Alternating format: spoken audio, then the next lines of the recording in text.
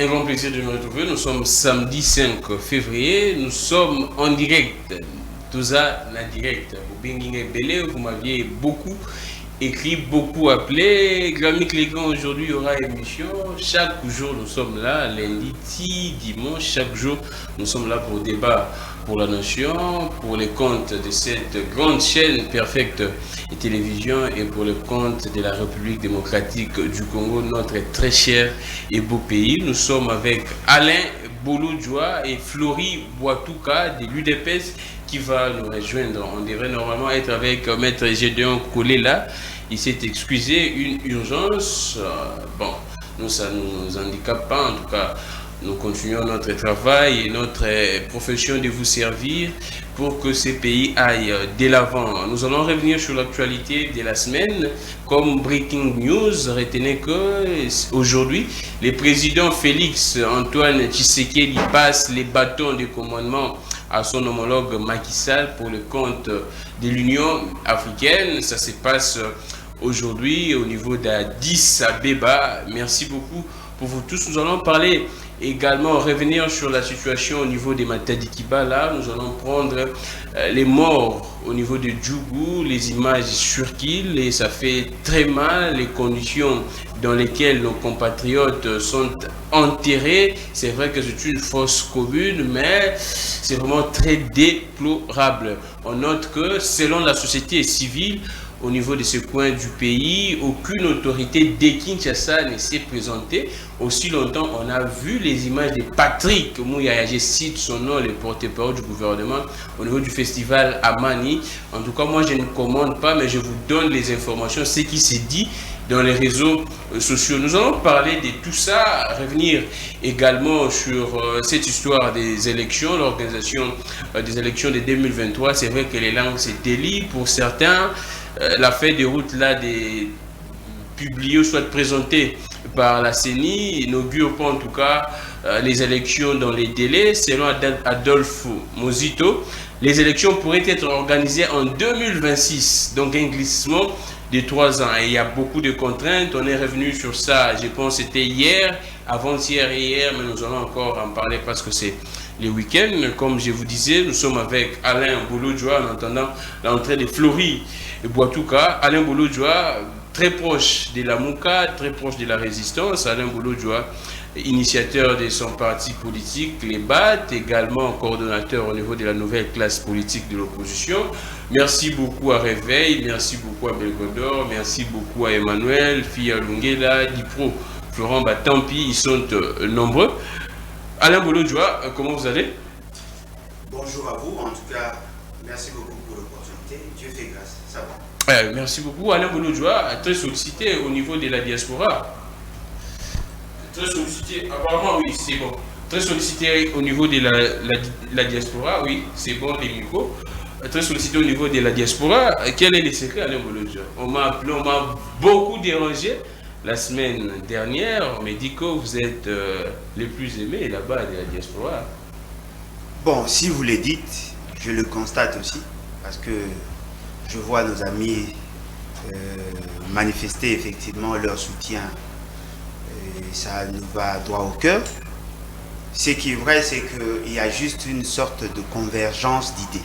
Voyez-vous, nous avons la même approche par rapport à la problématique du développement du pays, mais aussi par rapport aux enjeux mondiaux et surtout ce qui touche à notre intégrité territoriale. Vous savez, lorsque tout le monde avait opté pour la langue du bois, nous avons fustigé le fait que notre pays était en voie de balkanisation. Nous avons soutenu la démarche de nos amis qui militaient sur pied de l'article 63 de la Constitution en préservant notre intégrité territoriale, ce qui a fait que ceux qui partagent la même vision ont levé l'option de nous soutenir. Et je profite de l'occasion pour leur dire merci beaucoup.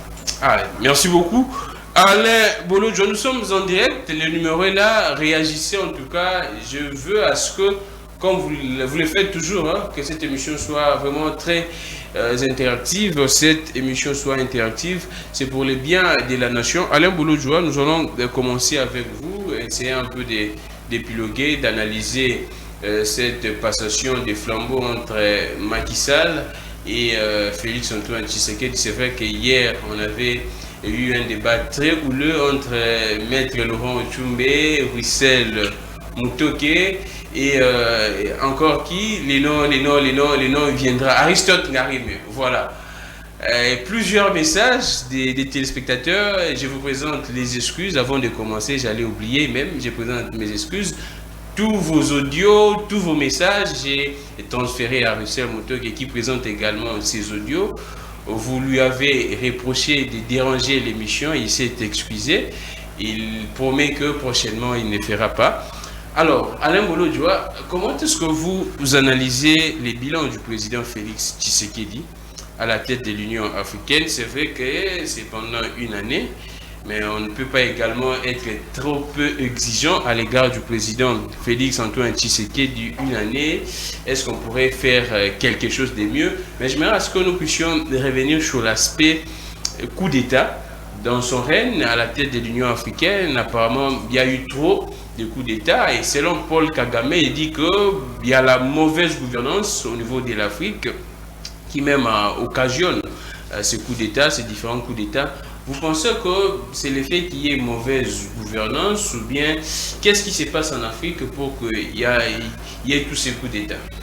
Bon, premièrement, je tiens à dire à ceux qui me suivent qu'une année suffise justement pour donner des impulsions et surtout provoquer des réformes et même des réformes adaptatives. Il ne suffit pas seulement de faire la déclaration sur une année. Nous ne devons pas donner l'impression que ceux qui ont conçu les statuts ou sinon la charte consacrant la création de l'Union africaine n'avaient pas bien réfléchi. Et pourtant, nous savons que dans leur réflexion, ils ont levé l'option de fixer le mandat en une année. C'était justement parce qu'ils avaient compris que le président de l'Union africaine n'est pas le gestionnaire au quotidien des États. C'est justement un cadre d'harmonisation, justement pour donner des orientations par rapport aux politiques qui concernent toute l'Afrique. Et de ce fait, il suffit seulement de déceler les faiblesses et de donner des orientations. Dans une année?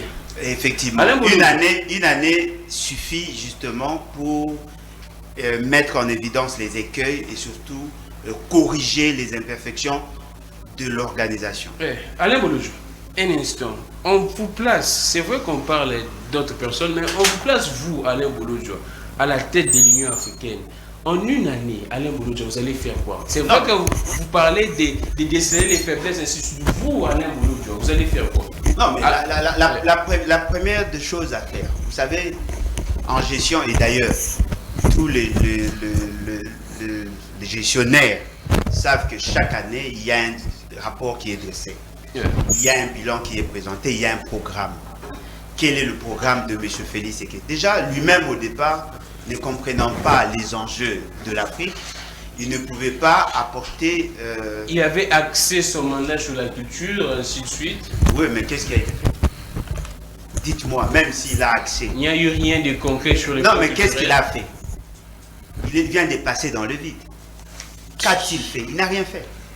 Justement parce qu'il n'a pas les atouts qu'il faut. Vous savez, l'organisation de l'Union africaine, c'est une grande organisation.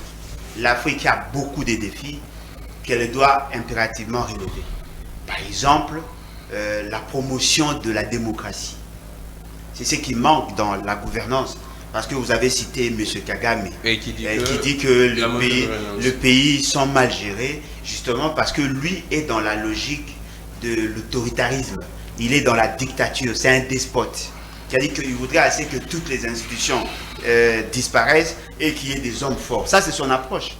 Mais il n'a pas totalement tort du fait que lorsque vous avez dans des pays des gens qui sont à même de donner des orientations, eh bien, au niveau africain, on va juste voir quelles sont les nécessités pour justement favoriser l'harmonie en termes de relations au niveau africain. Il y a des projets intégrateurs tels que le corridor. Qu'est-ce que M. Félix Tshisekedi a apporté? La problématique de l'employabilité des jeunes. Qu'a-t-il fait? Parce qu'il y a des jeunes, ne fût-ce que convoquer les organisations de jeunes au niveau africain pour travailler avec eux et avoir ne fût-ce qu'une feuille de route. C'est lui qui vient après M. Félix Tshisekedi ne trouvera rien sur sa table parce que lui n'a rien fait. Les développements... nul. Non, mais c'est nul. Lui-même sait qu'il n'a rien fait. Alors, il n'a rien fait et il ne pouvait rien faire. Il pouvait... Fort malheureusement. On prend... Flory est déjà là, mais on prend l'aspect coup d'État. J'aimerais à ce que nous puissions un peu analyser avec vous. Je sais que tout le monde sait qu'Alain Bolo-Djoa analyse mieux avec une vision panafricaine et panafricaniste. Comment est-ce que vous pourriez... C'est vrai que la mauvaise gouvernance pose problème, il y a également ce terrorisme en Afrique, beaucoup de problèmes, mais cette histoire qui prend de plus en plus ampleur au niveau de l'Afrique, les coups d'État, y a-t-il un moyen approprié pour essayer de solutionner? Non, mais effectivement, dans tout problème, il y a au moins une solution adaptée. Ce qui est vrai, c'est que ce sont les frustrations qui constituent une sorte de fertilisant, voyez-vous, aux dictatures. Vous allez vous rendre compte que partout où il y a eu la dictature, ou partout où il y a eu coup d'État, vous allez vous rendre compte que la population était en liesse. Alors qu'en réalité, la population devait s'opposer contre le coup d'État, d'autant plus que le coup d'État ralentit dans une certaine mesure la démocratie dans ces espaces. Le fait seulement qu'il y a absence de démocratie. Ceux qui sont au pouvoir nous imposent soit la gérontocratie ou l'aristocratie, et fort malheureusement, la population ne se retrouvant pas dans ça, ils donnent maintenant la possibilité au troisième larron de prendre de l'espace. Ce sont les militaires qui récupèrent pratiquement le pouvoir. Et pourtant, nous savons tous que les militaires sont apolitiques. On ne peut pas parler de la démocratie avec les militaires.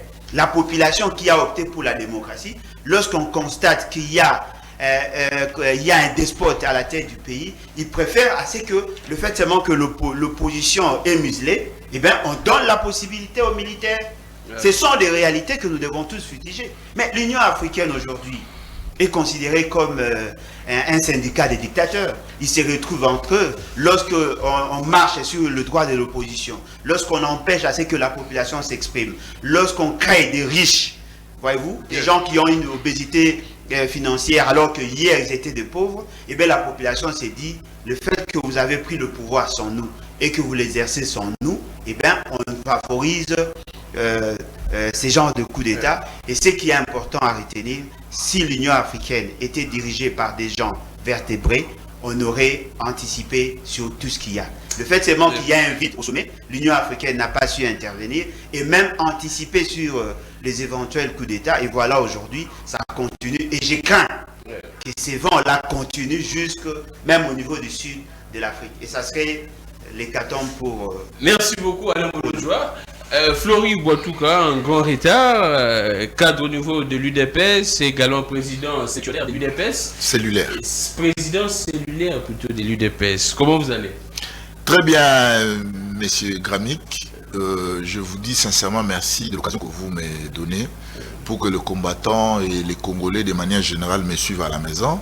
Je profite de votre micro pour saluer tous les combattants et saluer le courage de tous les présidents cellulaires de la ville de Kinshasa qui se sont réunis en collectif parce qu'on devait quand même décider, on devait quand même changer ou revenir au fait à la case du départ. Pourquoi? Parce que les cellules sont des organes très importants du parti et c'est par là que les listes sont dressées de tous les membres de l'UDPS.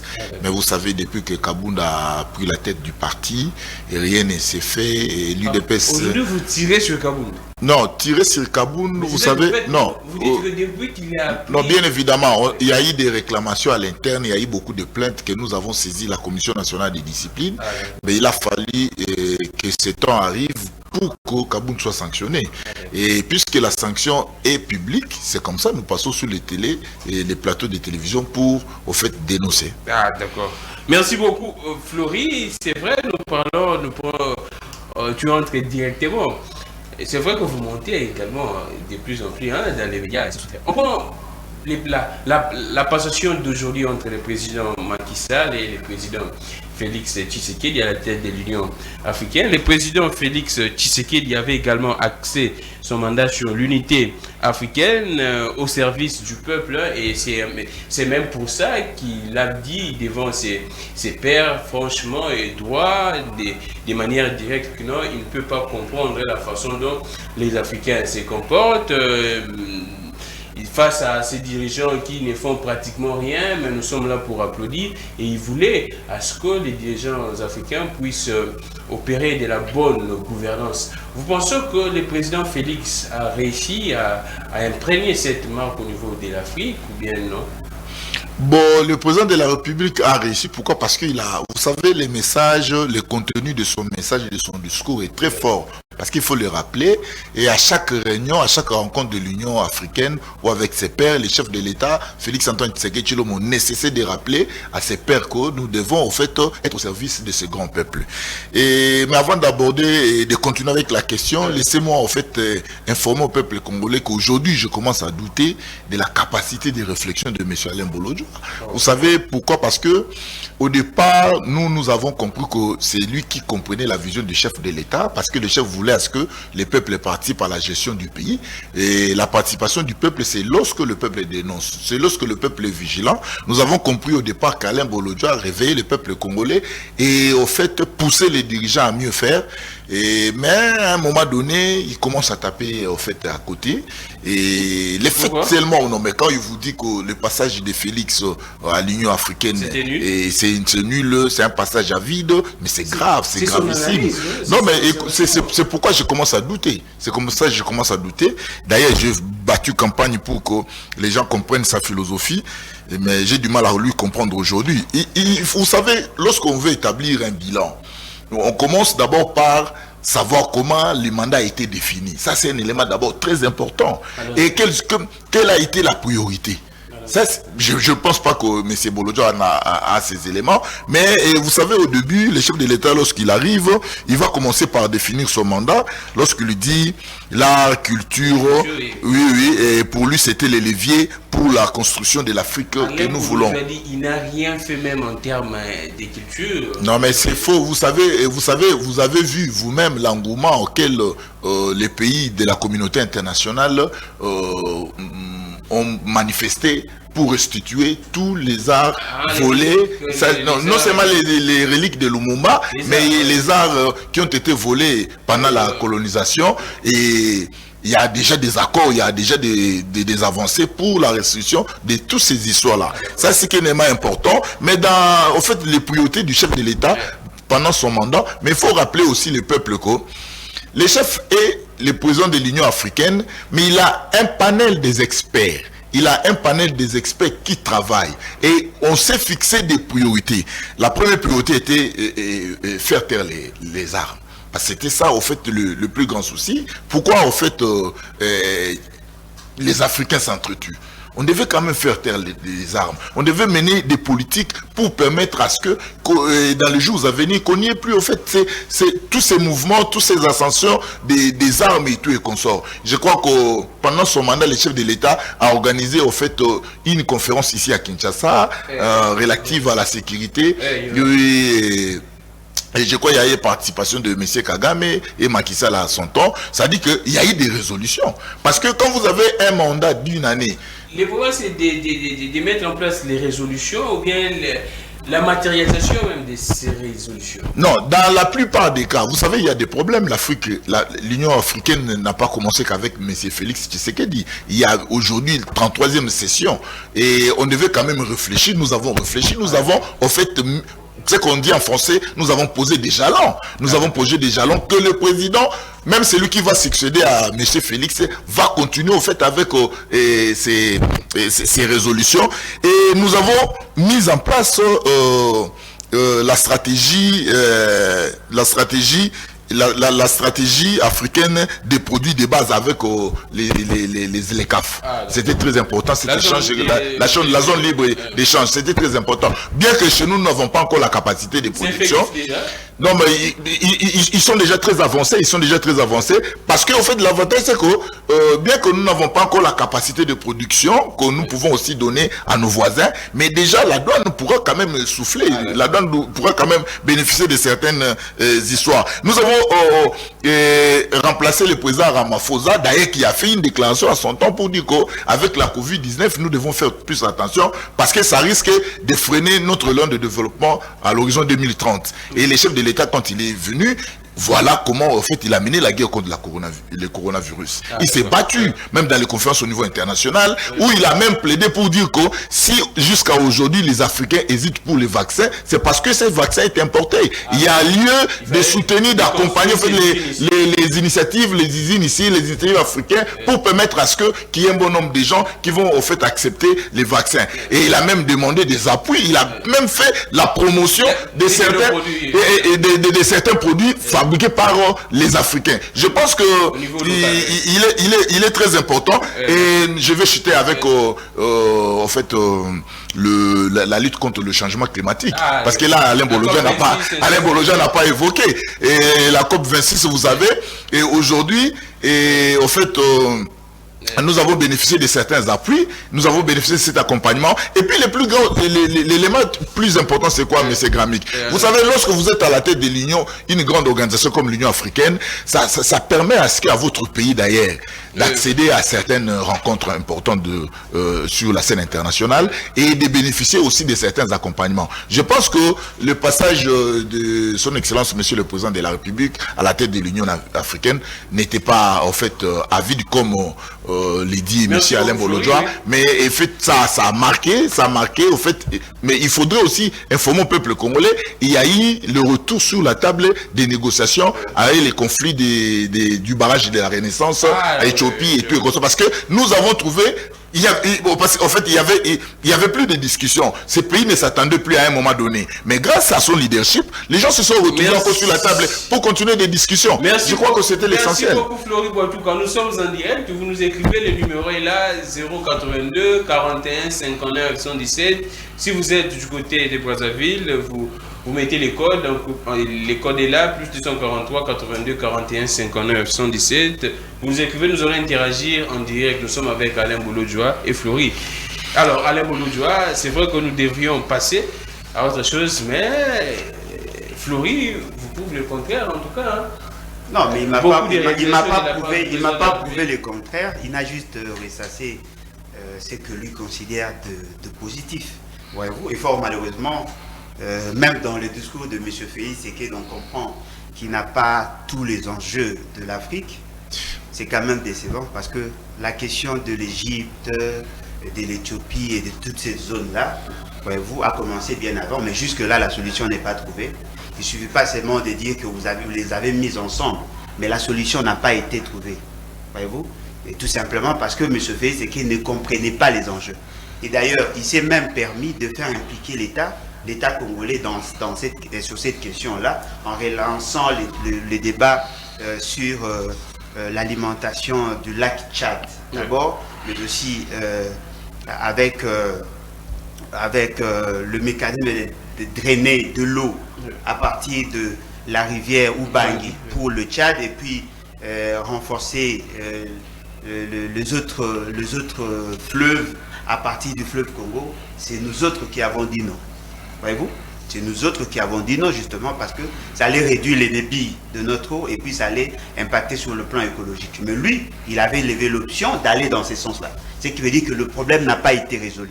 Il ne suffit pas seulement de vous limiter, de voir M. Félix Tshisekedi prendre des photos avec les autres présidents. La question reste pendante.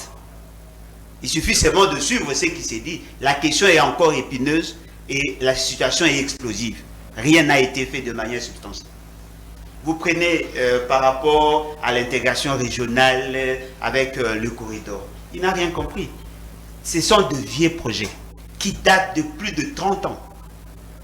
Le corridor a déjà été tracé bien avant. Le projet existe, les études de faisabilité ont été établies, il y a des conclusions, il y a des fonds, il suffisait justement de les appliquer. Nous parlons du bilan de M. Félix Tshisekedi. Nous ne parlons pas des questions qui ont été débattues pendant que lui était en fonction. Qu'a-t-il apporté de nouveau dans la conception, le problème de l'État et de l'Afrique? Vous prenez, il y a le problème du terrorisme. Déjà, l'Union africaine n'a pas une armée, comme c'est le cas au niveau des Nations Unies, avec les casques bleus. Vous avez au niveau de l'Union africaine, il y a un mécanisme de réaction. Et dans l'Union européenne, chez nous, il n'y en a pas. L'employabilité des jeunes n'a pas été au rendez-vous, parce qu'il y a des projets des jeunes qui ont été soutenus par tous les États africains, mais qui ne demandaient que les financements. Ça n'a pas été fait. Voyez-vous? C'est-à-dire que M. Félix Tshisekedi n'a rien apporté. Ce n'est pas moi, c'est d'ailleurs pas moi qui l'ai dit. Il suffit seulement de suivre tous les ambassadeurs et surtout le ministre des Affaires étrangères des pays africains pour vous en rendre compte. Il vient de passer dans le vide et personne n'a constaté sa présence. Ce sont là des réalités. Et vous savez tout ça pourquoi? Pourquoi? C'est justement parce que le Congo ne peut pas être un modèle avec un président tel que M. Félix Tshisekedi. L'Afrique a un problème, l'absence de la démocratie. Aujourd'hui, nous ne vivons pas la démocratie chez nous. Tous ces États-là où on a connu le coup d'État, c'est justement parce qu'il y avait des despotes comme M. Félix Tshisekedi à la tête du pays. Ce qui fait que la population se sentant asphyxiée se laisse maintenant à la merci de ceux qui ont des armes. La question sécuritaire n'a pas été résolue, d'autant plus que chez nous, déjà M. Félix Tshisekedi n'a rien préconisé. J'ai été quand même écœuré de voir que notre ami nous dit non, voilà, sur le plan du réchauffement climatique, M. Félix Tshisekedi a apporté quelque chose. Il n'a rien fait. Vous savez, la question du financement a été débattue en 2009 à Copenhague. M. Félix Tshisekedi n'avait aucune fonction dans l'État. La personne qui a porté le projet pour que nous bénéficions de ces 500 millions que vous parvenez dans nos rues, c'est Papa Sassou Nguesso. Félix Tshisekedi n'était pas là. S'il faut applaudir sur le plan interne, il y a Didas Pembe, il y a Ndoundou Bonongé qui ont porté le projet sur le plan interne. M. Félix Tshisekedi n'a rien apporté, cher ami. Au lieu de passer votre temps à chercher à l'ascenser, posez-vous la question, qu'a-t-il apporté en termes de réformes? Rien du tout. Merci beaucoup Alain Bolojwa. C'est vrai que nous poursuivons. Florie dans son temps d'antenne, il pourrait récupérer. Nous prenons ce qui s'est passé à Djougou hier. Je pense que si nous sommes en connivence avec la régie va illustrer les images. Vous allez voir comment est-ce que nos frères, nos mamans, nos soeurs, nos papas, nos enfants ont été enterrés à Djougou. C'est triste, c'est déplorable, beaucoup de voix se soulèvent, la société civile nous renseigne qu'aucune autorité de Kinshasa n'a été sur place. Aussi longtemps, on a vu la présence de Patrick Mouyaya à Goma, dans les festivals à Mani.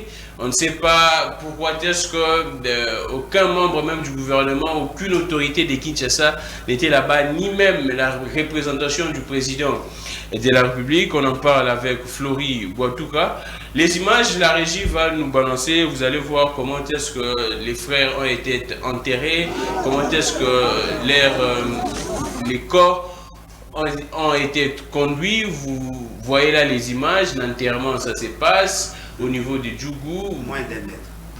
Je ne sais pas, c'est une fosse commune, les images sont là. Vous nous écrivez, vous réagissez au même moment que nous, les images sont là. Florie, comment est-ce que vous réagissez face à ce qui se passe dans notre pays? On va en parler également de la situation à Kibala, mais là c'est à Djougou, ce sont nos frères tués par les Codeco.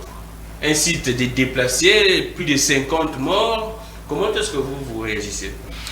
Merci mon frère Gramik, mais au fait je vais rappeler à mon frère Bolojwa, le président Félix Antoine Tshisekedi n'est pas le premier à assumer ses fonctions. D'ailleurs, je me pose la question aujourd'hui, Macky Sall sera à sa 4e, le Sénégal au fait à sa 4e fois d'assumer au fait ses fonctions. Est-ce que pourriez-vous nous dire tous ces passages du Sénégal à la tête de l'Union africaine, qu'est-ce qu'on peut retenir de ces passages au fait du Sénégal à la tête de l'Union africaine? Je pense que il faudrait d'abord savoir c'est que c'est cette organisation, ça fonctionne comment, il a quel rôle. Ça c'est un élément d'abord très important. Et lorsque nous arrivons à la tête de l'Union africaine, nous avons posé des bases. Nous avons posé des bases et il faudrait rappeler aussi que nous avons mené une lutte contre la pandémie coronavirus qui a tracé au fait le monde. Ça c'est un élément. Un instant, Alain, je crois qu'aujourd'hui, je tiens à informer mon frère Alain Bolojwa. Vous savez, il a fallu dans nos priorités penser à la promotion du capital humain. Aujourd'hui, là, nous avons mis en place une agence qui permettra à ce que qu'il y ait une formation à distance. Question de renforcer les capacités de certains jeunes dans tous les pays d'Afrique. Et il y a déjà des mécanismes d'intégration et au fait les documents passent dans tous les pays pour que cela se passe. Ça c'est un élément important. Nous avons aussi mis en place une agence humanitaire africaine pour défendre les intérêts des migrants, de tous les cons. C'est-à-dire nous avons posé des jalons. Et l'Afrique ne nous appartient pas. Et à nous seuls, nous avons beaucoup de présidents qui vont succéder à Félix, qui vont remplacer et qui vont continuer avec les projets. Ça, c'est d'abord, c'est un élément très important. Notre passage, j'insiste, n'est pas vide. Nous avons fait quelque chose. Nous avons apporté notre pierre pour la construction, au fait, de l'Afrique. Mais ici, d'entrée de jeu, je commence à présenter mes condoléances. Je crois qu'à toutes les familles éploré au niveau de Djougou. Notre plus grand souci, et d'ailleurs c'est la volonté du chef de l'État, c'est de mettre fin au fait à toutes ces tueries, à toutes ces barbaries. Mais il faut rappeler au peuple congolais que mais le Codeco là, Codeco aussi c'est la Codeco, les Codeco, la Codeco en fait. C'est une coopération. Une coopérative. Oui, mais ce sont des Congolais qui sont partis dans la brousse. Et d'ailleurs c'est chaque jour ici qu'on mène des campagnes pour que les amis reviennent. On peut nous balancer les images, comment est-ce que les corps était conduit dans un bus là, pas même un bus, un camion Ben. Allons-y. Et en fait, nous déplorons tout cela, mais il faut rappeler aujourd'hui qu'avec ces régimes, nous travaillons. Les gouvernements travaillent pour donner des résultats, et des résultats pérennes. Ça, c'est un élément d'abord très important. Mais l'administration a des principes. Il y a le principe de représentativité, c'est-à-dire que le principe de représentation, même si le gouvernement n'y est pas. Mais à Djougou, il y a un chef de territoire, il y a un gouverneur de ce coin-là, il y a en fait le maire et tout et consorts. Je crois que comment nous sommes arrivés à enterrer tous ces gens. Est-ce qu'ils sont enterrés par leur famille? Je ne pense pas. C'est l'argent de l'État. C'est l'argent de l'État qui a accompagné, qui a au fait acheté des cercueils, organisé au fait tous ces moments de deuil. Mais il faut rappeler aussi, quand il y a plus de 20, 50, 60 personnes qui sont mortes, mon frère, la fosse commune, il ne faut pas l'interpréter de cette manière-là. La fosse commune, c'est tout simplement... L'honneur même des morts, les respects même des morts, la façon dont on entasse ces corps dans un camion Ben, et la manière dont on enterre ces gens, il n'y a pas de dignité. Non mais écoutez, par exemple, nous déplorons et nous demandons au gouvernement de faire mieux. Mais vous savez, les morts tels que les accidents, les attaques des rebelles, en fait, ce sont des choses que vous n'avez pas préparées.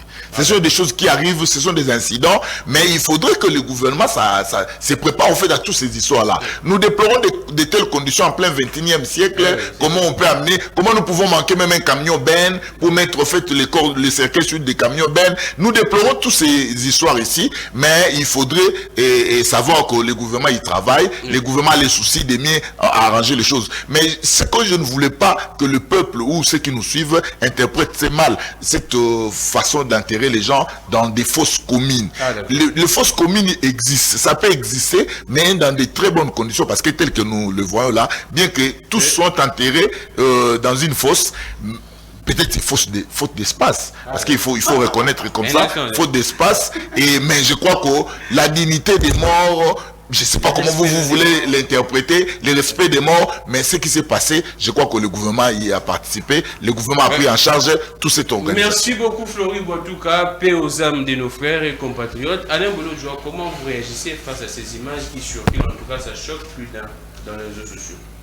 Je comprends la difficulté qu'a notre ami à défendre ce pouvoir de la honte. Et tout le monde a compris que au-delà du fait d'être jeune, il est plus militant et ça pose problème. Cher ami, fosse commune, oui, ça existe. Mais ne brandissez pas la question de l'espace. Parce qu'à Djougou, il y en a suffisamment. Voyez-vous, il y a possibilité d'enterrer tous ces morts de manière digne. C'est possible. N'oubliez pas, vous, l'UDPS, vous avez fustigé, vous avez condamné André Kimbuta et Kabila le fait de l'avoir fait à Maluku. C'est la même chose. Clandestinement. Clandestinement. Clandestinement veut dire quoi? Et sans informer. En fait, les gens ne le savaient pas. Non, mais en catimini. On le sait justement parce qu'on a pris des images. Ce n'est pas l'État qui nous l'a dit. Non, mais c'est officiel. Non, mais officiel, mais là, avant aussi c'était officiel. C'est grâce aux réseaux sociaux que nous avons eu cette information. À la RTNC, on n'a pas diffusé ça. Voyez-vous? Ce qui veut dire que vous êtes rattrapé par votre propre turpitude. Vous avez dit à la population, le fosse commune, c'était quelque chose de grave. Qui a dit ça, monsieur? Vous, l'UDPS, vous, l'UDPS, vous l'avez dit pendant des années, en 2016, 2017, vous l'avez dit. Et aujourd'hui, vous êtes rattrapé justement parce que vous avez mené une politique de mensonge. Le fosse commune existe, certes. Mais la question que nous devons tous nous poser, qu'est-ce qui justifie ces morts-là? Toutes ces personnes ont été tuées dans un espace qui était voulu sécurisé. On suppose que lorsqu'il y a des déplacés, il y a des mécanismes justement pour sécuriser. On a constitué un site pour les héberger, et fort malheureusement, ces sites qui devaient avoir en principe un mécanisme de surveillance et de sécurité a été défaillant. Le mécanisme mis par votre gouvernement de la honte a été défaillant. C'est ce qui fait qu'il y a eu beaucoup de morts. On a tué même nos enfants. Et vous avez été incapable. Et dans cette province où on a décrété l'état de siège, c'est-à-dire que tout ce que l'on vous disait, vous voulez toujours vous entêter, alors qu'en réalité, vous n'avez la maîtrise de rien du tout. Aujourd'hui, vous nous dites qu'ils ont été enterrés dignement. Mais ils ont été enterrés dignement. Mais le souci de l'État ne doit pas être seulement d'enterrer les gens. Il faut préserver des vies. Vous devenez de plus en plus un gouvernement Kunda Bibembe. Ce n'est pas normal. Parce qu'il y avait possibilité. Lorsque des gens se déplacent par le fait que leur site de résidence a été attaqué, ils se retrouvent dans un site sécurisé par l'État, on ne pouvait pas dénombrer autant de morts. Reconnaissez que vous avez failli. C'était le mardi soir, j'informe. Non, mais reconnaissez que vous avez failli. Comment voulez-vous une zone militarisée? Les gens peuvent entrer au cœur d'un territoire, on tue et on sort, personne n'a été arrêté, personne n'a été inquiété. Ce qui veut dire que vous avez été défaillant. En réalité, lorsqu'il y a état de siège, on voit plus les militaires. Et lorsqu'il y a des déplacés, cette zone-là doit être vraiment sécurisée pour éviter à ce que nous connaissions ce qu'il y a eu. Et vous n'avez rien fait. On vous pose la question. Votre ministre était dans cette zone-là. Qu'est-ce qui a manqué pour qu'il se déplace? Dites-moi, c'est vrai qu'il y a la présence de l'État. Mais lorsqu'il y avait... Nous avons un ambassadeur en Tanzanie. Lorsqu'on a connu la mort d'un président là-bas, M. Félix Tshisekedi s'est déplacé. Il y a certains membres du gouvernement qui sont déplacés. Lorsque vous êtes allé au mémorium du Rwanda pour vous incliner, on a un ambassadeur, il fallait aussi envoyer l'ambassadeur. Même par solidarité, il fallait ne fût-ce que laisser votre ministre aller s'incliner devant ses morts. Ça allait lancer un message fort que nous sommes solidaires avec ceux qui connaissent tous ces affres-là. Vous ne l'avez pas fait. Quelle est la valeur que vous donnez à cette activité par rapport à la présence d'un ministre dans cette zone? Vous avez beaucoup de faiblesses, mais vous ne voulez pas vous reconnaître que vous avez failli. Ce qui est important, dites à M. Félix Tshisekedi que son état de siège n'a rien apporté. Il peut continuer les opérations sans qu'il y ait état de siège. Dites-le lui, parce que l'état de siège a apporté quoi? Cela n'est pas suspensif des opérations militaires. Vous avez restreint les libertés individuelles et en même temps vous êtes incapable de prendre en charge la sécurité des gens. Lorsque nous vous disons ici, il y a un problème de gestion au niveau de 2 provinces, vous n'avez pas reconnu. Mais aujourd'hui, vous avez vu le gouverneur militaire. Vous prendiez des policiers, des militaires qui étaient en train de tracasser la population. Il y avait des barrages qui étaient placés ici et là, justement pour rançonner la population. C'est maintenant que vous vous rendez compte, alors que nous avons fusillé depuis le mois de mai de l'année passée. Cher ami, soyons sérieux. Merci beaucoup Alain Bolojwa. Vous suivez l'émission. C'est vrai que ça choque. Même moi, j'ai failli pleurer. Mais en tout cas, on retient nos émotions. Florie, Alain Bolojwa venait là d'épingler un point très important. Djougou, c'est dans l'Ituri. À l'Ituri, là-bas, il y a état de siège. Mais comment expliquer cette situation? Surtout que c'est dans un camp des déplacés. On suppose que dans ces camps, il y avait toute une sécurité et nous sommes en plein état de siège. Vous pensez qu'on doit essayer un peu de réévaluer, même de restructurer cet état de siège? Non, je pense que l'état de siège a été salué par tous. L'état de siège, nous avons dit que le chef de l'État avait pris une mesure très courageuse pour permettre à ce que les choses évoluent et avancent.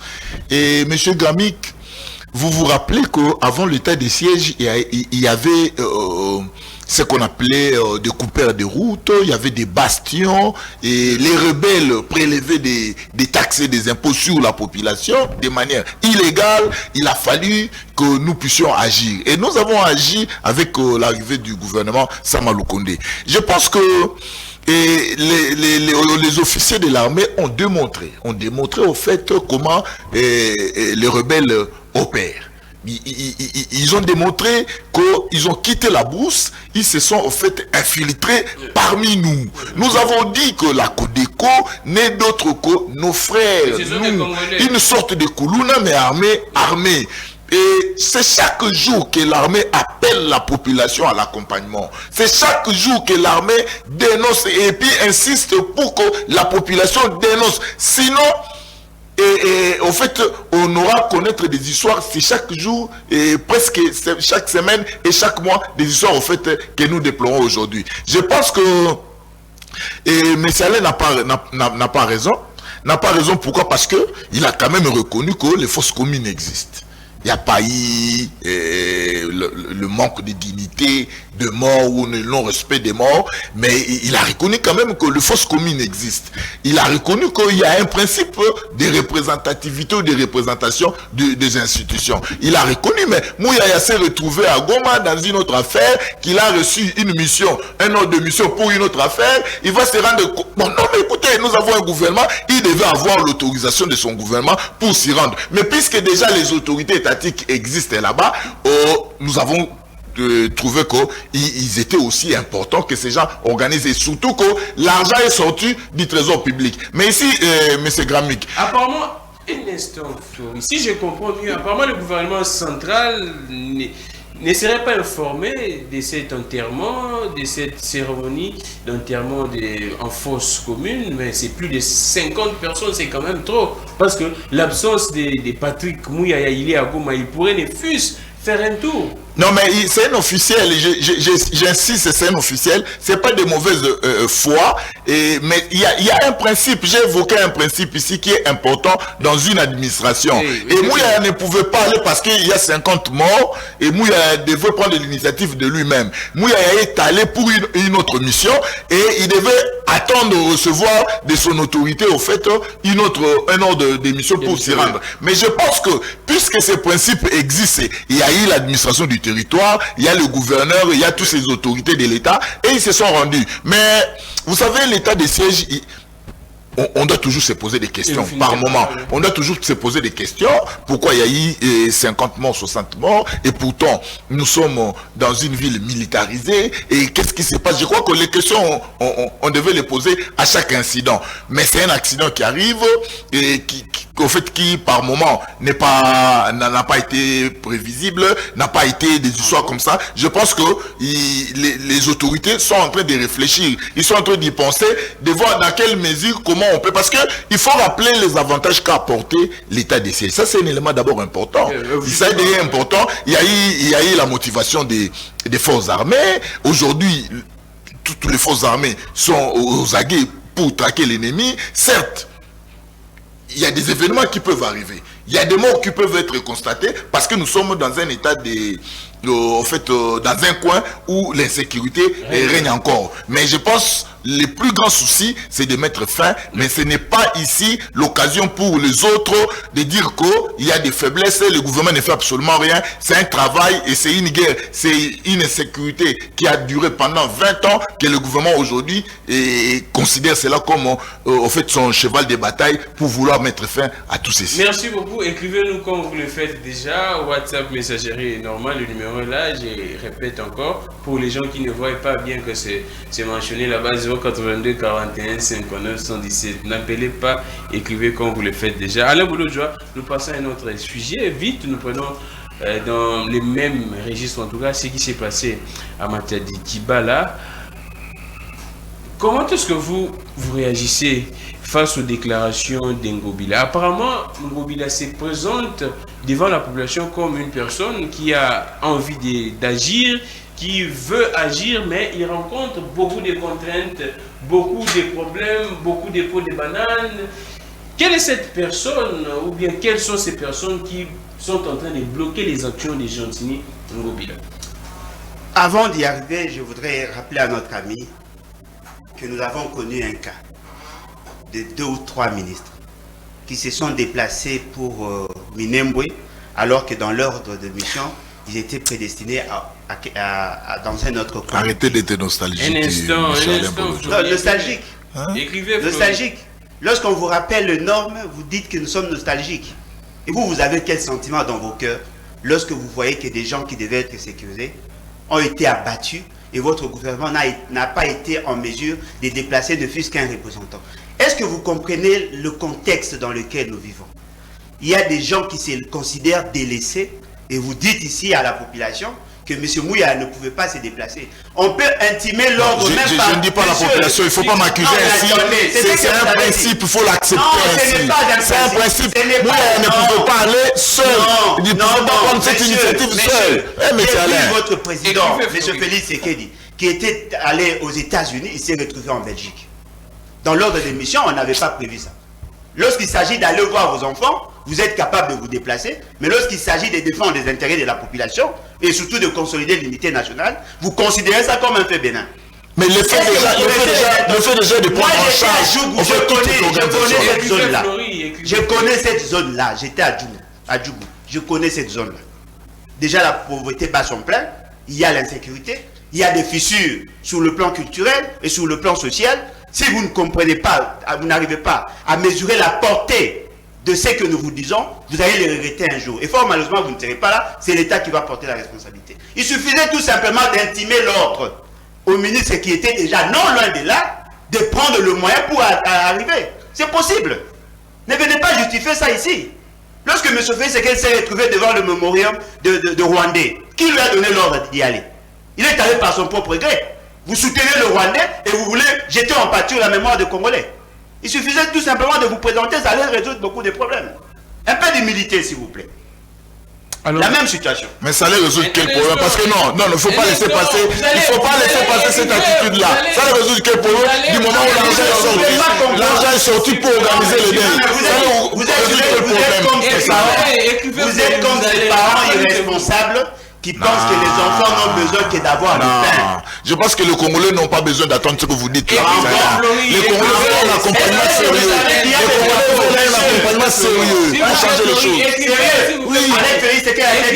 Oui, s'il vous plaît, écrivez. C'est quand même décevant. Ne dérangeons pas l'émission. C'est quand même décevant. Allons-y, Alain.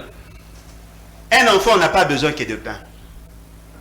L'affection joue aussi. Si cette population avait vu ne fût-ce qu'un membre du gouvernement se déplacer, ça allait peut-être trouver des solutions même au niveau interne. Consoler. Hein? Essayez de comprendre ce que la population vit. Ça va vous aider. Lorsqu'on vous dit ça, c'est justement pour vous aider à faire semblant de jouer pleinement votre rôle. Si vous ne comprenez pas, je suis désolé. La même situation. Le maladresse de gouvernance. Aujourd'hui, nous avons perdu plus de 20 personnes, plus de 25 personnes dans la commune de Mongafula. Je crois l'année 2020, c'est pouvoir de la Hontaï a présenté un projet de construction d'un marché moderne. Oui. Lorsque moi j'ai critiqué ce qui se faisait, on m'a traité de tout et de rien. On a dit non, voilà, à Matadi Kibala, on enregistre beaucoup de morts dû aux accidents parce que les mamans vendent à même le sol. Oui. Mais je disais, la chaussée même. Non, mais effectivement, je disais, mais qu'est-ce qui manquait que l'on crée un nouveau marché, mais pas dans l'espace où M. Ngobila avait prévu, parce que l'espace là appartient à une famille connue. Il fallait chercher un autre espace. On a dit non, l'État a le pouvoir d'exproprier tout ça. D'ailleurs, cet espace là appartient à l'État.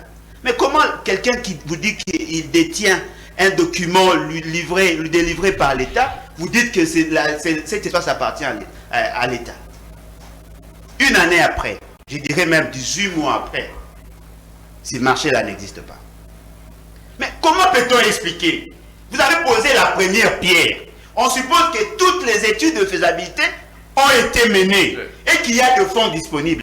Comment peut-on expliquer un travail qui devait durer 8 mois, 18 mois après, il n'y a aucune sanction? Aucune sanction.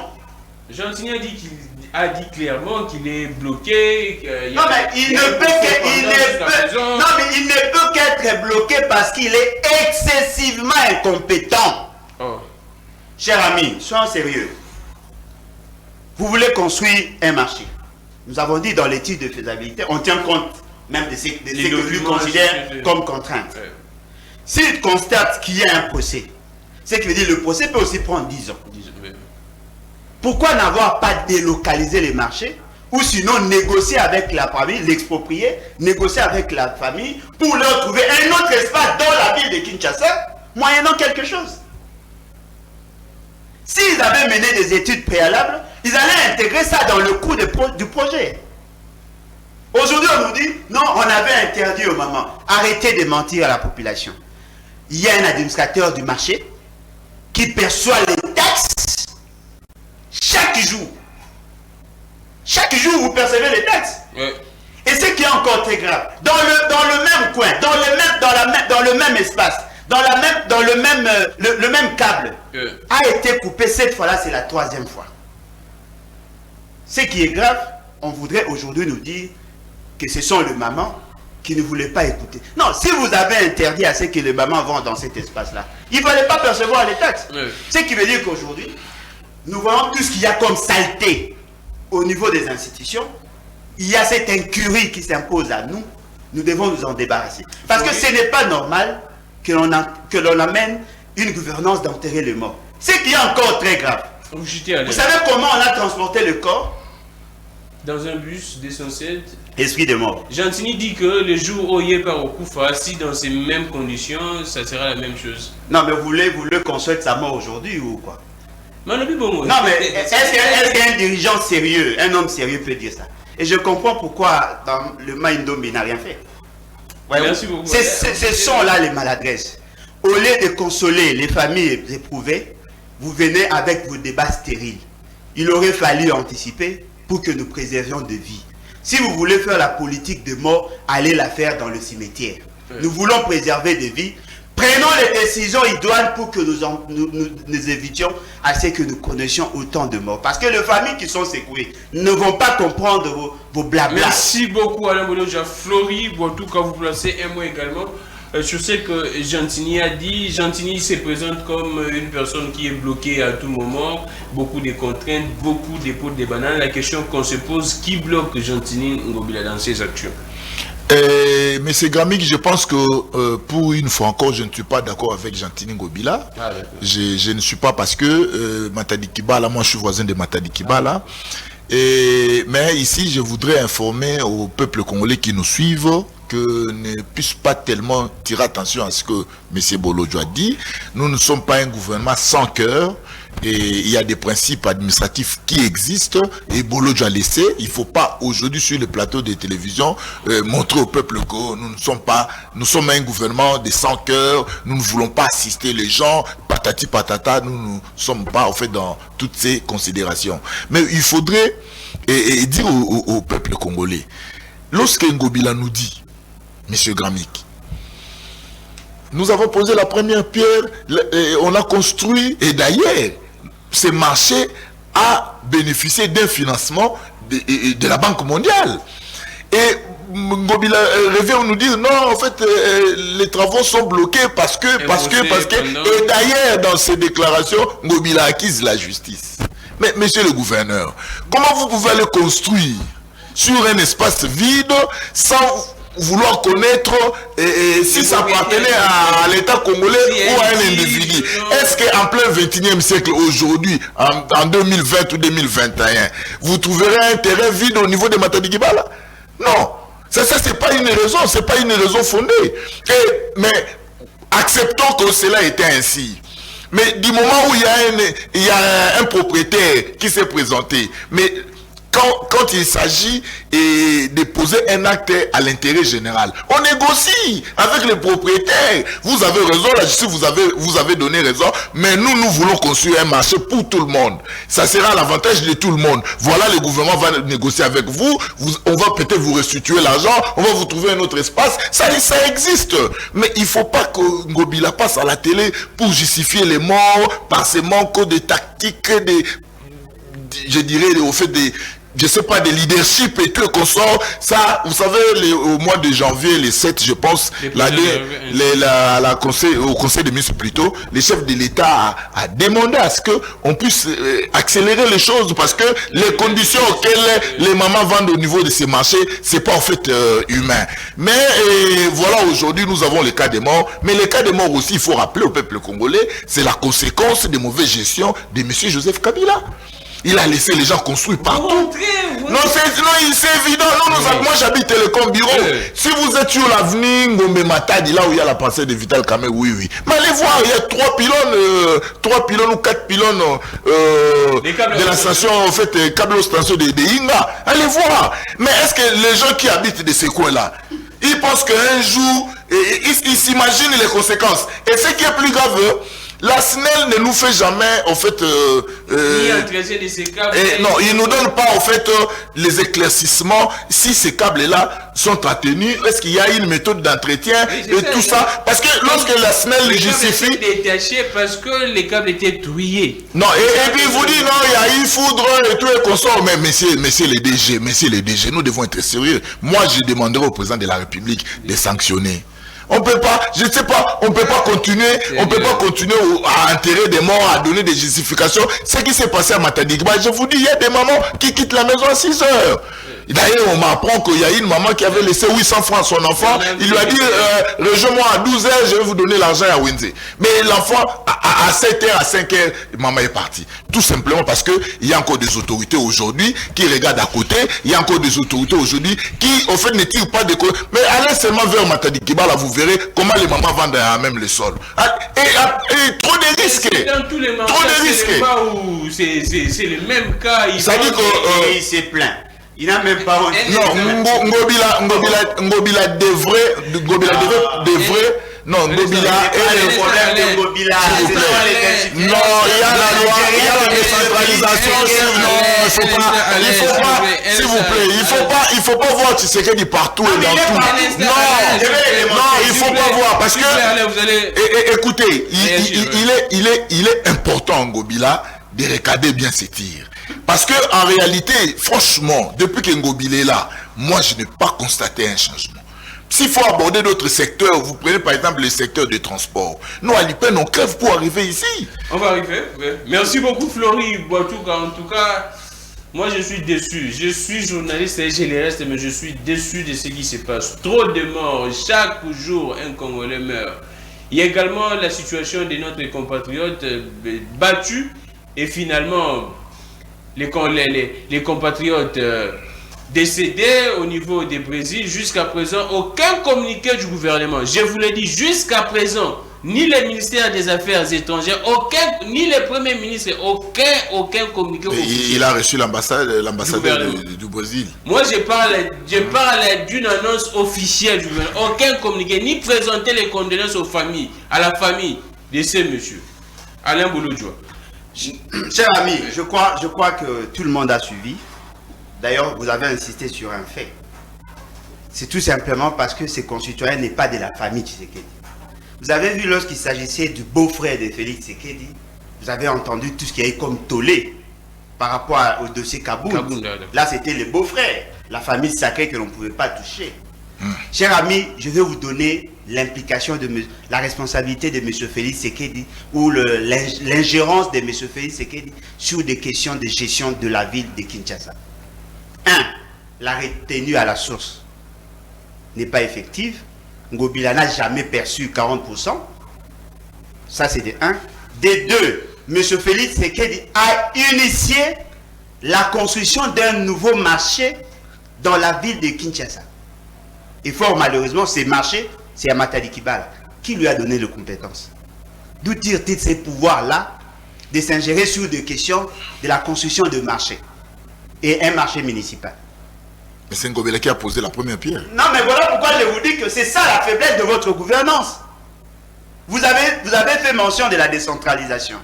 Comment le Conseil des ministres du gouvernement national peut-il statuer sur la construction d'un marché qui relève de la compétence des bourgmestres? Dites-moi. C'est ça votre mauvaise gouvernance. C'est ça le problème. Ngobila la province de Kinshasa est parmi les 3 provinces qui mobilisent beaucoup de moyens. Comment l'hôtel de ville ou le gouvernement provincial peut-il manquer le moyen de se construire un marché? Dites-moi. Ils arrivent à mobiliser, au lieu de leur restituer les 40% selon l'esprit de la Constitution, vous prenez tout l'argent et vous vous ingérez même sur des dossiers qui relèvent de sa compétence. C'est ça la responsabilité de M. Félix, c'est qu'en réalité, au conseil du gouvernement, on ne peut pas statuer sur la construction d'un marché, et surtout un marché rural. Voyez-vous, il y a beaucoup de méli-mélou, beaucoup de désordres. On empêche Ngobila de travailler, et au-delà de tout, Ngobila n'avait pas les prérequis pour être un bon gouverneur. Lorsque nous vous disions que lui qui a eu à gérer Maïndombe, qui n'a pas su donner des orientations là-bas, il ne pourra pas bien gérer la vie de Kinshasa. Vous l'avez soutenu. Et lorsque vous avez dit à la population que vos députés de l'UDPS étaient corrompus par les sénateurs, vous avez laissé ces députés corrompus procéder, passer par le vote et élire Ngobila. Comment peut-on expliquer les députés corrompus qui ne soient pas sanctionnés? Et vous savez qu'est-ce qui s'est fait aujourd'hui? M. Ngobila a aliéné l'Assemblée provinciale. En réalité, lorsque vous présentez un projet qui, dont la durée est fixée à 8 mois, en réalité, on devait évaluer 2 fois ou 3 fois avant d'atteindre la date butoir. 18 mois après, aucune évaluation. Ce n'est pas seulement le marché de Matadi Kibala. Où en sommes-nous avec le grand marché ici? Où M. Félix Seked aille à soutenir la destruction de ces marchés? Où en sommes-nous? Il a soutenu vous avez ouvert, attendez monsieur, vous avez il a ouvert. soutenu la raison. Il a soutenu quoi? Il a soutenu quoi? Il n'y a pas de projet, il n'y a pas de plan, il n'y a pas de mécanisme de financement. Il a soutenu quoi? On a détruit les grands marchés. M. Félix Seked a soutenu l'ouverture du marché type K. Alors que ces marchés a été fermés pour des raisons sécuritaires. Voyez-vous? C'est vous qui mettez le bâton dans le roue de M. Gentilly. Bien qu'il est incompétent, mais vous aussi vous êtes responsable. Vous cogérez avec lui. Reconnaissez que la responsabilité vous incombe aussi. Merci beaucoup Alain Bono-Joa. Ah Seigneur, la tête me fait mal. J'ai des maux de tête terribles avec tout ce qui se passe. Mais que Dieu m'aide. Florie, nous allons prendre la question, nous allons chuter avec ça. La question des élections, nous allons prendre à la fin. Il y a un sujet qui m'est taraude à l'esprit. Je pense que s'il est temps, sera avec nous, nous allons prendre ça. Mais on prend les élections. C'est vrai qu'on a présenté la feuille de route, mais déjà les voix se soulèvent. Il y a Mouzito qui dit que vous préparez un glissement de 3 ans. Donc, en analysant bien votre feuille de route, les élections pourraient être organisées en février 2026. Il y a beaucoup de contraintes soulevées par Denis et Kadima. Il parle de la volonté politique, les financements, l'aspect sanitaire, l'insécurité, ainsi de suite. Est-ce le fait pour Denis Kadima de présenter les contraintes, ce n'est pas une manière d'informer indirectement la population des acteurs politiques, non? Ça pourrait être difficile d'organiser des élections en 2023. Merci Gramic, mais il faudrait dire sur la question de la CENI que la CENI c'est un organe d'appui à la démocratie et c'est un organe qui se veut indépendant et je crois que la feuille de route de M. Kadima avec les experts de la CENI et bon, il présente la situation, il présente les réalités. C'est lui, en fait, les techniciens qui présentent la situation. Mais du côté politique, les chefs de l'État ont mis la volonté d'organiser les élections en 2023. Ça, c'est la logique. Mais même Denis Kadima le dit si bien que la volonté ne suffit pas. Il faut que cette volonté soit accompagnée des actions concrètes. Non, les actions concrètes, c'est les moyens parce qu'il y a toute une ligne prévue dans le budget 2022 qu'on va donné au fait à la CENI pour lui permettre d'organiser au fait toutes ces échéances. Je pense que la feuille de route déjà de Denis Kadima a donné la voie au gouvernement de sortir maintenant le moyen de lui accompagner pour arriver à organiser. Parce que ça, c'est un élément important. Vous savez, quand vous citez M. Mouzitou, déjà M. Mouzitou sont des chevals non partants. Soit quand il part, mais oui, soit quand il part déjà avec un échec. Un échec. Parce que déjà, il sait qu'il n'a pas l'ancrage politique, il n'a pas la base. Parce que les élections, M. Gramik, non mais je vous dis, nous sommes ici, nous sommes là, vous allez voir. Parce que vous, je ne sais pas, il sera candidat président, je ne sais pas, je ne sais pas moi. Mais déjà, ils sont des gens qui partent avec un échec. Ils partent avec un échec qui sait dans toute conscience qu'ils ne vont pas gagner les élections. Il faut commencer à brouiller maintenant la carte. Il faut commencer à brouiller le peuple pour dire que non, voilà,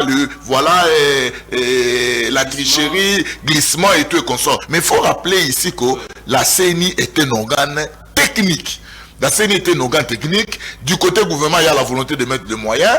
Et la CENI a présenté sa feuille de route. Et je crois qu'à partir de cette feuille de route, les moyens vont s'accompagner pour arriver à organiser. Moi, jusque-là, je maintiens aux paroles du chef de l'État qui a dit et qui a déclaré que son souci, c'est d'organiser les élections en 2023. Mais si la CENI présente des contraintes, si la CENI techniquement vous dit... Non, bien évidemment, vous savez, le plus important, c'est... Et cette volonté d'accompagner la CENI et d'organiser les élections. Mais si la CENI trouve qu'il y a possibilité d'aller au-delà de 2023, et d'ailleurs les élections ne seront pas organisées en 2023, pourquoi? Parce que le mandat prend fin le 24 janvier 2024. Et la loi prévoit 90 jours avant. Quand vous 90 jours, c'est pas les votes au fait. Lorsqu'on parle du corps électoral, en fait, tous ces processus-là et tout et consort, je pense que laissons la CENI travailler et nous croyons à la volonté du chef de l'État que les moyens seront disponibles pour accompagner la CENI. Merci beaucoup. Alain Bolodjoua, je pense que d'abord, la première question, comment est-ce que vous aviez analysé la feuille de route-là de Denis Kadima? Vous pensez qu'il dit que les organisations des élections, selon sa feuille de route, entre septembre 2023 et décembre. Vous pensez que c'est dans les délais constitutionnels ou bien non? Bon, chers amis, je crois que vous connaissez notre position. Nous sommes plutôt dans l'approche de la révolution.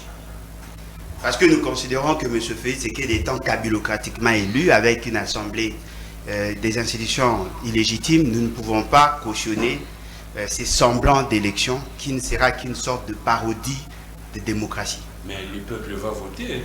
Non, mais le peuple va voter. Mais pour quel résultat? Parce que le décor est déjà planté. Tout est fait pour proclamer M. Félix Tshisekedi président. Et notre ami vient de l'affirmer ici, que les autres, tous ceux qui viendront, savent déjà à l'avance qu'ils ne seront pas proclamés élus, tout simplement parce que M. Félix Tshisekedi a la maîtrise de tous les systèmes. Non, parce que vous n'avez pas l'ancrage. Vous n'avez pas l'ancrage. L'IDPS a quel ancrage? Mais l'IDPS a plus d'ancrage que votre parti politique, vous le connaissez. Même le Nouvel Élan, même les CID, l'IDPS a plus d'ancrage que vous. Quand vous parlez de l'ancrage, vous faites allusion au Grand Kassai. Il y a une partie de Kinshasa où vous n'avez même pas pu obtenir la moitié des sièges. Arrêtez d'être nostalgique, monsieur Alain. Non, mais effectivement, voilà pourquoi j'ai dit, dans vos fantasmes, vous voulez nous dire ici que l'UDPS c'est un grand parti. Vous qui êtes incapable d'obtenir ne fût-ce que 10% des sièges au niveau de l'Assemblée nationale. Je prends un exemple. Vous pouvez prouver votre capacité de gagner les élections.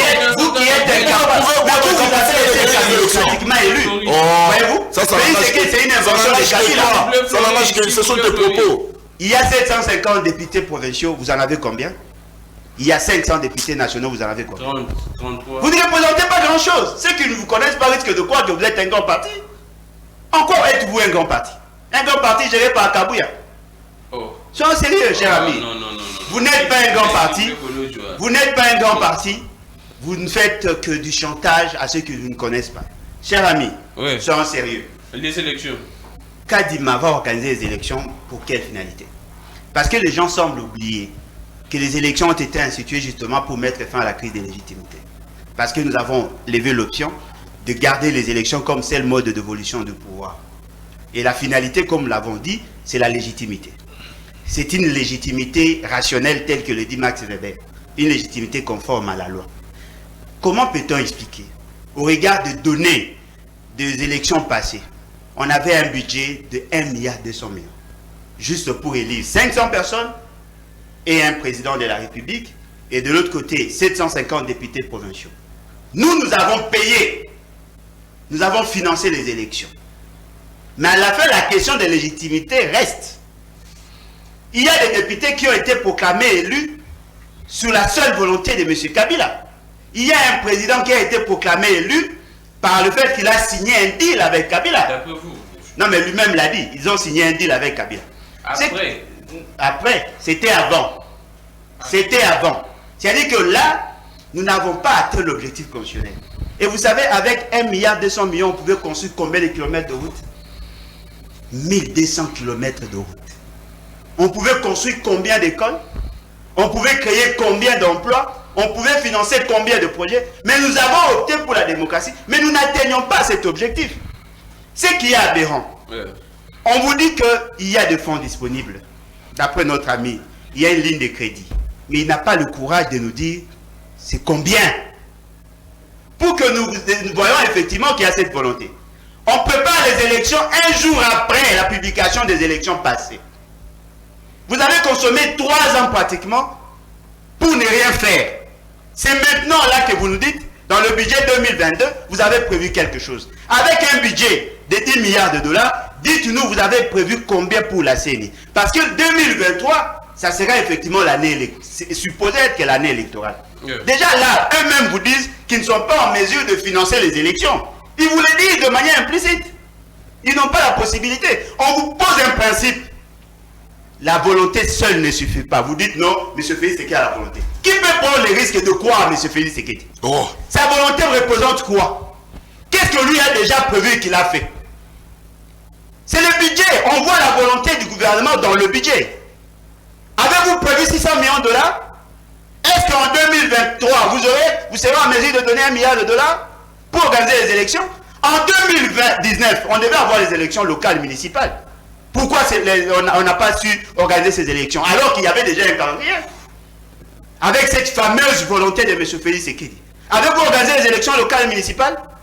C'est que vous êtes dans l'anarchie. Vous n'avez même pas besoin parce que justement, vous vous contentez de ces pouvoirs, de la honte, vous tirez les dividendes du pouvoir et vous pensez que les autres vont vous accepter. Merci beaucoup, Alain Bolojwa. Dites ça, je vous dis, je vous envoie, je vous confie la mission d'aller dire à M. Félix Tshisekedi. S'il est toléré aujourd'hui, il ne le sera pas après 2023. Merci beaucoup, Alain Bolojwa. Un peu de courtoisie, vous ne pourriez jamais. Il ne sera pas toléré.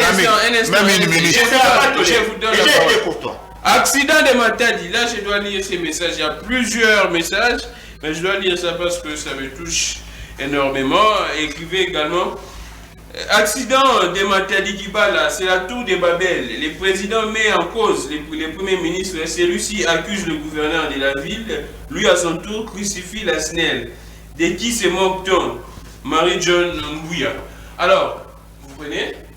Non, vous savez, M. Gramic, nous devons dire les choses telles qu'elles sont. Ça, c'est un élément important. Mais apparemment, je constate que M. Alain Bolojwa veut se créer des problèmes particuliers avec les chefs de l'État. Là, il veut en créer des problèmes particuliers. Je pense que ça n'a pas de sens. Vous savez, la légitimité n'est pas un mot Bolojwa, Fayoulou, Mouzitou, non. Vous savez, la légitimité, c'est la confiance auquel vous avez auprès de son peuple. Mais je ne sais pas, lorsque Alain Bolojwa parle de la légitimité, et ils ont la légitimité plus que nous. Je ne pense pas. Et je l'ai toujours dit, rappelez à M. Bolojwa, ça c'est la télé. Retrouvons-nous sur le terrain pour estimer déjà la victoire en 2023. Parce que quand vous n'avez pas l'ancrage, vous n'allez pas gagner les élections. Les élections, c'est un jeu qui a des principes. Comment s'appelle votre député à l'Équateur? Donnez-moi le nom de votre député à l'Équateur. Donnez-moi le nom de votre député à l'Équateur. Non, je pense que je pense qu'aujourd'hui, Mouzitou, qui est le seul député de son parti politique, mais qui a quand même le kilo de parler, Fayoulou qui a 2 ou 3 qui pensent qu'ils vont gagner les élections en 2023, là vous ne nous posez pas de questions. Je pense que mon frère Gramic, le gouvernement a doublé, d'ailleurs, il faut rappeler, le gouvernement a doublé le fait les budgets pourvus par Ilon Kamba à l'époque. En 2022, on a doublé et je crois qu'on attendait la feuille de route et le gouvernement va prendre sa part parce que Denis Kadima a présenté la feuille de route. Denis Kadima a donné au fait un plan, mais c'est maintenant au gouvernement de présenter les moyens. Et nous insistons à confirmer que les chefs de l'État a exprimé la volonté et il a dit d'organiser les élections en 2023 selon le délai constitutionnel. Ça, c'est un élément très important. Et d'ailleurs, Alain Bolodjoa, vous parlez d'un gouvernement de la honte. Quel gouvernement de la honte? Le gouvernement de la honte qui a augmenté 45% sur le salaire des fonctionnaires. Non, le gouvernement de la honte qui a payé 6 000 médecins. Le gouvernement qui a intégré 6 000 médecins sur le risque. Le gouvernement de la honte qui paye aujourd'hui doublement le salaire des enseignants que nous avons trouvé. Le gouvernement. Non, mais ils sont payés, je vous dis. Le gouvernement qui a payé 22 000, qui a organisé 22 000 agents à la fonction publique, vous dites un gouvernement des inconscients. Oh, mon frère. Sur combien? Non, mais ils sont nombreux, c'est le moyen. Vous savez, la toute première fois où l'État congolais a autofinancé les élections, Mouzito était Premier ministre, Matata a été ministre. On va voir avec vous. Ça en est fini. Financer les élections. C'est réservé pour vous, Flori Boitouka, président cellulaire de l'UDPS Télécom. Hein? Télécom Bureau. Télécom Bureau et Alain. Cellulaire. Tu vois ma secrétaire générale, ça fait quoi 10 ans. Merci beaucoup Alain Bolodjoa. Les BAT et NCPO, nouvelle classe politique de l'opposition, c'en est fini pour aujourd'hui. Bon week-end, plusieurs messages, toutes nos excuses pour les messages non lus. En tout cas, paix aux âmes, je réitère mes condoléances en tout cas aux familles éprouvées. Ça fait très mal. L'émission Débat pour la Nation et toute l'équipe, nous vous présentons nos sincères condoléances au nom de cette grande chaîne et grande émission que vous aimez tant. Merci beaucoup à Belgodor, merci à Réveil, merci beaucoup à Emmanuel, merci également à vous, chers téléspectateurs. Les relais YouTube, Peter Tiani, RDC, on se retrouve la semaine prochaine, les lundis, les directs à 11h juste. Vous qui m'appeliez chaque fois vers minuit, vers 22h, 1h, l'émission Les Directs c'est à 11h juste. Donc si vous suivez la rediffusion à 22h, à 1h, sachez-le très bien que c'est la rediffusion et les directs c'est à 11h juste. Donc vous allez... Habituez-vous désormais à suivre les directs à 11h juste. C'est plus mieux et la rediffusion 22h. Que le Dieu de toutes les inspirations continue de nous inspirer et de vous inspirer. Également, je suis Grammy Clégan. On se retrouve la semaine prochaine. Au revoir. Allez, bon.